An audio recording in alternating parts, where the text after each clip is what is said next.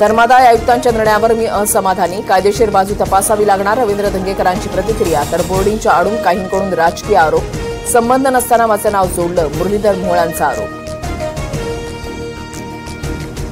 Phaltan doctor आत्महत्या प्रकरणामध्ये दोन्ही आरोपींना 2 दिवसांची पोलीस कोठडी. डॉक्टर महिलेच्या आत्महत्या प्रकरणामध्ये प्रशांत बनकर आणि गोपाळ पद्मे अटकेत.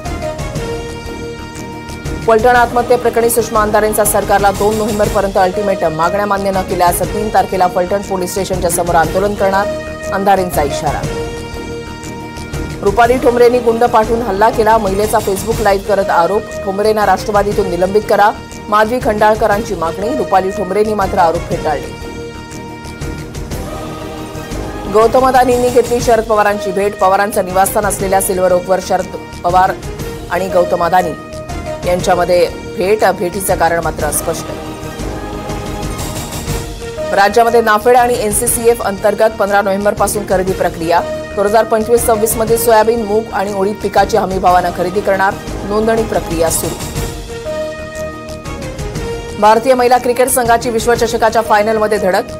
जगज्जेते ऑस्ट्रेलिया संघावर भारताची 5 विकेट्सनं मात. विजयामध्ये जेमिमा रॉड्रिग्स आणि कर्णधार हरमनप्रीतचा मोलाचा वाटा.